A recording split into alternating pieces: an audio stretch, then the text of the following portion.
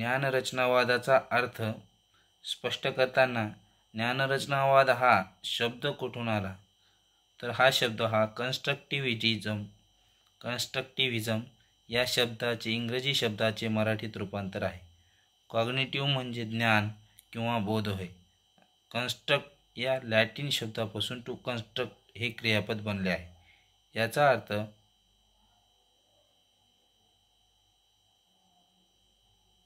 मांडणी करणे किंवा रचना करणे आहे. आपल्या पूर्वानुभवाच्या आधारे जेव्हा आपण एखादी नवीन संकल्पना किंवा संबोधनांची रचना करतो तेव्हा त्यातून अध्ययन घडत असते. यालाच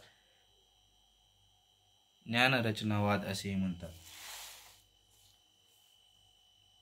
त्यामुळे ज्ञानरचनावादाची उपपत्ती ही पारंपरिक शिक्षण पद्धतीपेक्षा भिन्न प्रकारची असल्याचे आपणास दिसून येते.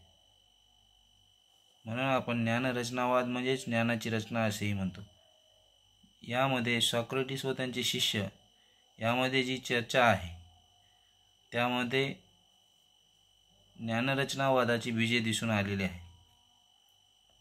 अशा प्रकारे गिम्बाटिस्टा विको ज्ञानरचनावादाचे तत्त्वज्ञ आहेत. त्यांच्या पुढेही जाऊन इम्मॅन्युएल कांट या ज्ञानरचनावादी तत्त्वज्ञाने मनुष्य हा असे म्हटले आहे की मनुष्य हा केवळ निष्क्रिय ज्ञानप्राप्ती करणारा प्राणी नाही. वर्तनवादाप्रमाणे अध्ययन केवळ चेतक प्रसिद्धादानेच होते हे ज्ञानरचनावादास मान्य नाही. व्यक्ती प्राप्त केलेली माहिती जशीच्या तशी स्वीकारत नसून अनुभवाच्या आधारे प्राप्त माहितीच्या पुनर्रचना करते. अशा प्रकारे ज्ञानरचनावादाचे मुख्य तत्व इम्मॅन्युएल कांट यांनी सांगितलेले आहे. परंतु ज्ञान संरचनावादामध्ये जॉन ड्यूई, ब्रुयाजो, ब्रुनर, आसुबेल, क्लेसरफील्ड यांनी जे योगदान दिले आहे त्यानुसार जे 3 प्रमुख प्रकार आहेत संरचनावादाचे, बोधात्मक किंवा ज्ञानात्मक रचनावाद, सामाजिक संरचनावाद किंवा मूळ संरचनावाद, अशा 3 प्रकारचे संरचनावाद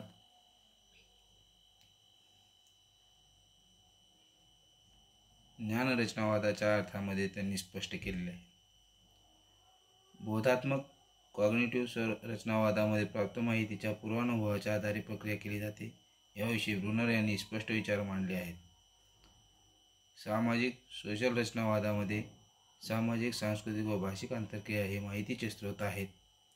या आधारे व्यक्ती ज्ञानाची रचना करते असे मानले जाते. याविषयी विगोत्सी, लेव यांनी स्पष्ट विचार मांडले आहेत. मूळ रचनावादामध्ये क्लेसरफील्ड या मानसशास्त्राने विस्तृत विचार मांडले आहेत. रॅडिकल म्हणजे मूळ किंवा अतिवादी होय. त्यांच्या मते मूळ रचनावाद बोधात्मक रचनावादाच्या अगदी दुसऱ्या टोकाचा असतो आणि दोन्हीच्या मध्ये सामाजिक रचनावादाचे स्थान आहे.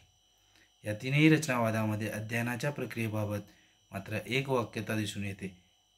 त्यामुळे या तीनही रचनावादाचा ज्ञानरचनावादाच्या अर्थाशी समन्वय साधला जातो. अशा प्रकारे ज्ञानरचनावादाचा अर्थ स्पष्ट केला जातो.